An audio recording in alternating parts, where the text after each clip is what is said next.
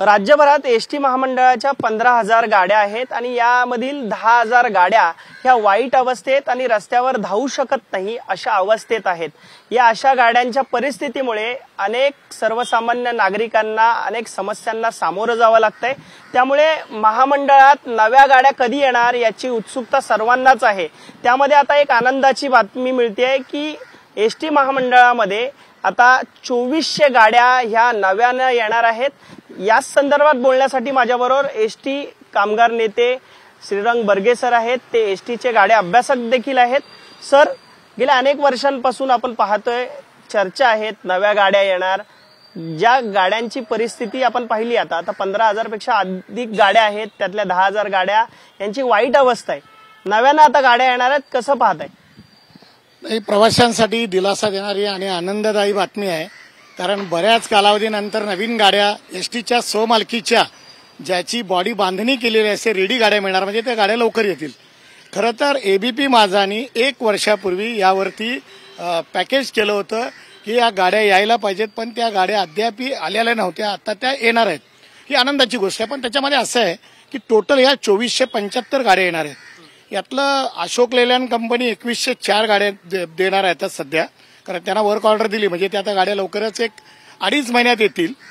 कारण work order दिल्यानंतर 3 महिन्यांनी गाड्या यायला सुरुवात होते आणि आता ती 15 दिवस झाले वर्क ऑर्डर देऊन झालेली आहे।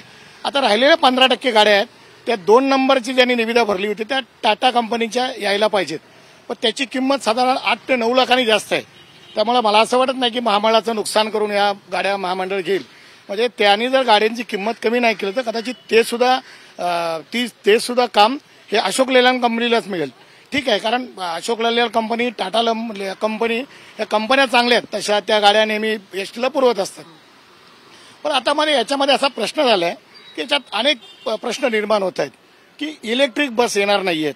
कारण फेब्रुवारीमध्ये 20 गाड्या आल्या, त्याच्यानंतर एकही गाडी, आता जुलै महिन्याला एकही गाड्या आल्या नाहीये।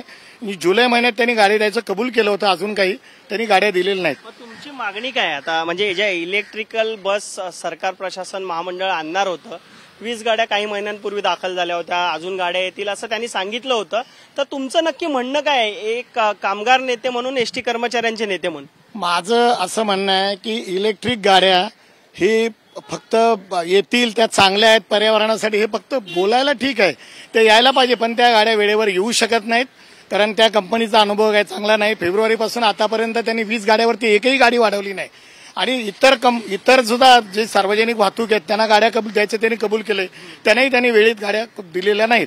म्हणजे मला असं वाटतं की तो प्रयोग आता एसटी महामंडळाने थांबवावा।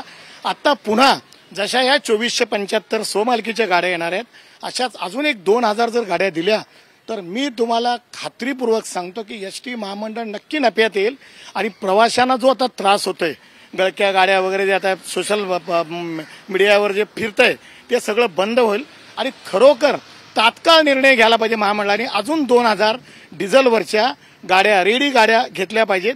महामंडळ प्रॉफिटमध्ये येईल, कारण महामंडळ आता 2 महिन्यापूर्वी फक्त 16 कोटी रुपये खर्चाला कमी पडत होते, आता पुन्हा ते या महिन्यात वाढले। याचं कारण असं की पावसाळा आल्यामुळे गाड्या रोडवरती जायचं कमी प्रमाण झालं, कारण गळक्या गाड्यांचं वगैरे काम करावं लागतंय।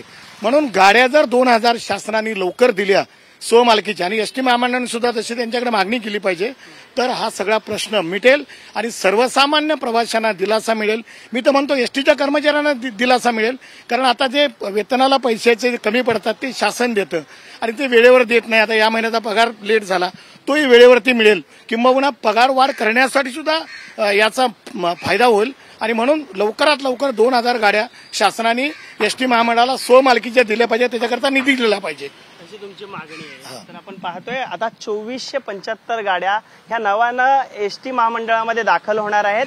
मात्र या गाड्यांमध्ये अजून 2000 गाड्या यायला हव्यात, तर एसटी महामंडळ हे नफ्यात जाईल, असे कामगार नेते आणि एसटी कर्मचाऱ्यांचे नेते, एसटीचे अभ्यासक श्रीरंग बर्गे सरांनी सांगितलं आहे। कॅमेरामन अनिल संगारेंसह मी अल्पेश करकरे, एबीपी माझा, मुंबई। एबीपी माझा, उघडा डोळे बघा नीट।